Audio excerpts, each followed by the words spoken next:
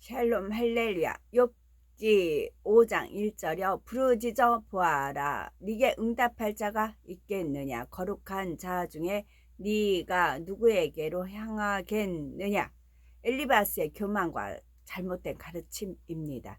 엘리바스는 욥이 아무리 부르짖어 기도해도 하나님께서 응답해 주시지 않을 것이라고 단정을 내리며 교만에 빠져 하나님 말씀을 부인하고 있습니다. 그러나 환난 날에 하나님을 부르면 건져주시고 부르짖어 기도하며 응답해 주시는 것이 하나님의 뜻입니다. 또한 엘리바스는 이렇게 악하고 추한 너의 모습으로 어떻게 거룩한 자들 앞에 나가겠느냐. 네 주제를 알아라. 이런 의미로 욥을 질책하는데 이 말도 옳지 않습니다.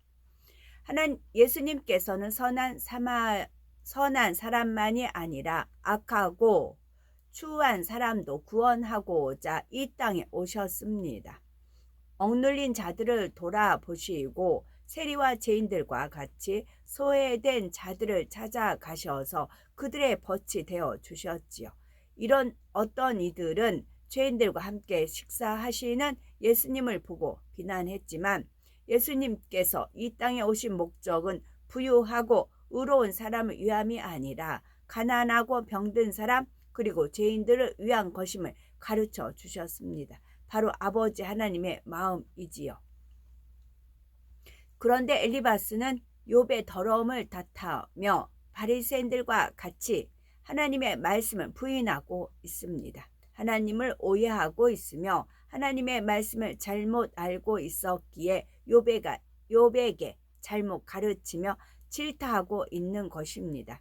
자신의 악한 모습은 깨우치지 못하고 오히려 의인을 책망하는 격이지요.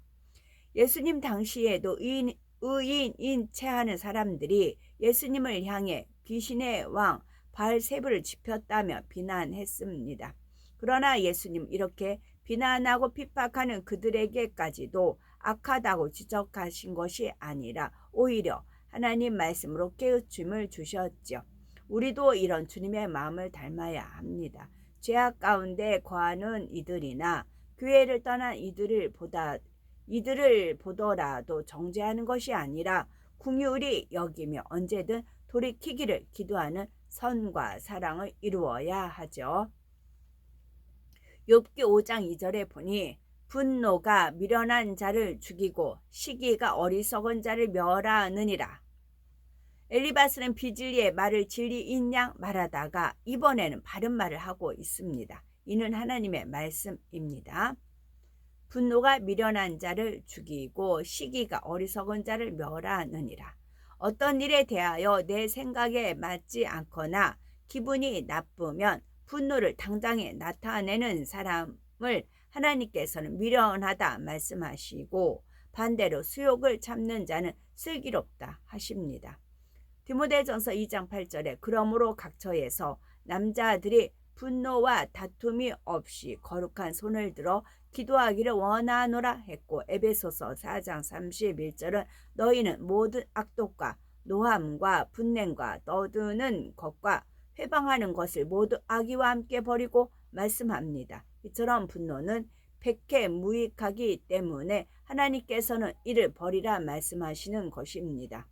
또한 잠언 14장 30절에 마음의 화평은 육신의 생명이나 시기는 뼈의 썩음이니라 했고 야고보서 3장 16절에 시기와 다툼이 있는 곳에는 요란과 모든 악한 일이 있음이니라 했습니다. 이처럼 시기 질투는 상대와 주변을 힘들게 할 뿐 아니라 뼈의 썩음 같이 바로 자기 자신을 괴롭히는 악입니다. 시기 질투가 정도를 넘으면 투기로 발전하여 상대를 저주하고 심지어 살인까지도 서슴지 않지요. 대표적인 예로 성경에서 동생 아벨을 시기하여 살인했던 가인의 경우를 들 수가 있습니다. 또 예수님께서 십자가에 못 박혀 돌아가신 것도 그 당시 대제사장들을 비롯한 종교 지도자들의 시기심 때문이었습니다. 사도 바울도 하나님의 권능을 크게 나타낼수록 악한 사람들로부터 시기를 받으며 핍박당했던 것을 볼 수가 있죠. 이러한 시기, 질투와 분노는 사단으로부터 오는 것이며 사람을 멸망의 길로 이끌어 가기에 반드시 버려야 할 것입니다. 욥기 5장 3절에서 4절.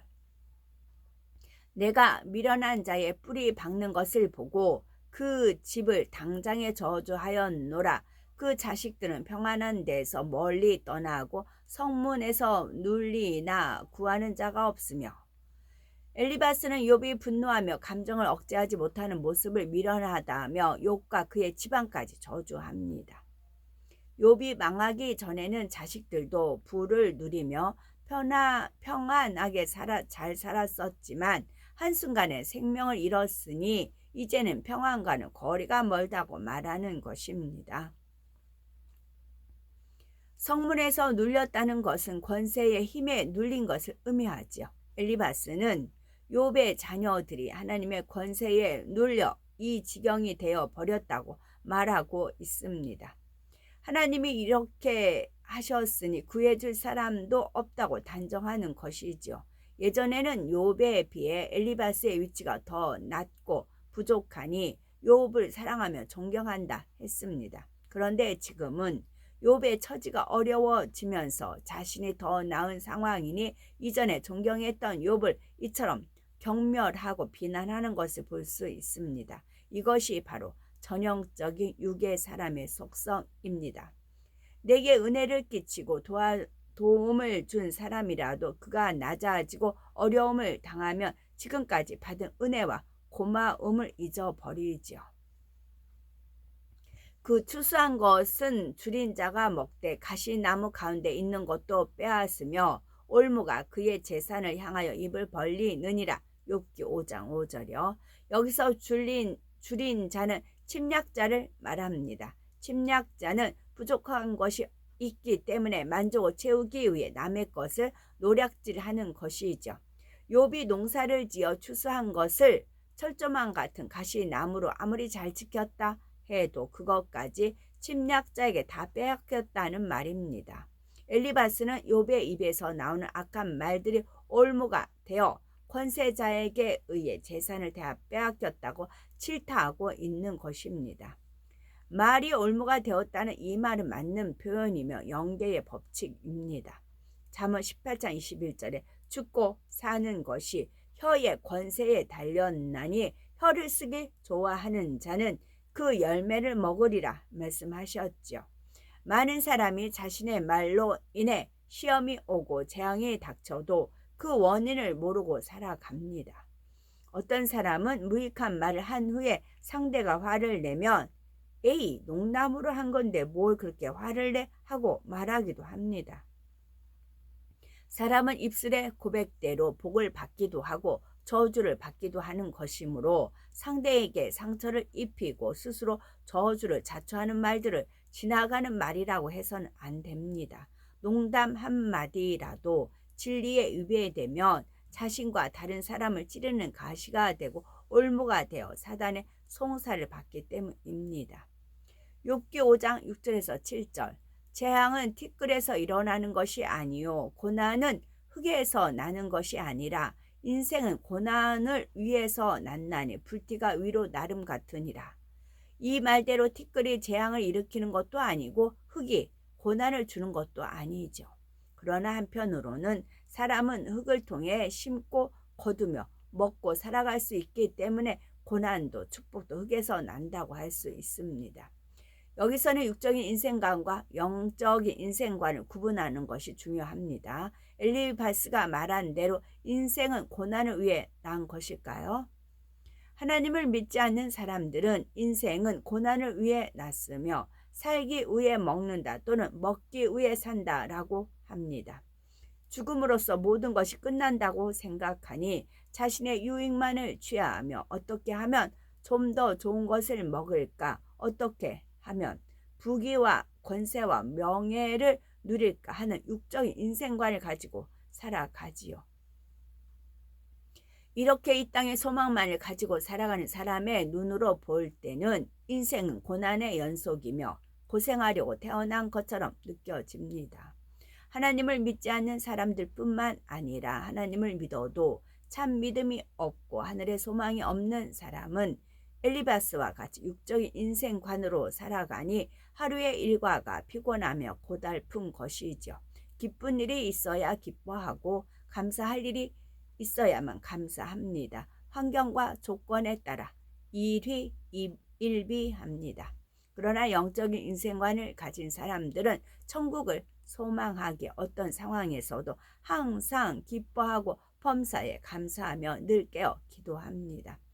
성경을 보면 우리가 이 땅에 태어난 목적이 분명히 나와 있습니다. 이사야서 43장 7절 물은 내 이름으로 일컫는 자 곧 내가 내 영광을 위하여 창조한 자를 오게 하라. 그들을 내가 지었고 만들었느니라 말씀하셨고 43장 21절에는 이 백성은 내가 나를 위하여 지었나니 나의 찬송을 부르게 하려 함이니라 말씀합니다.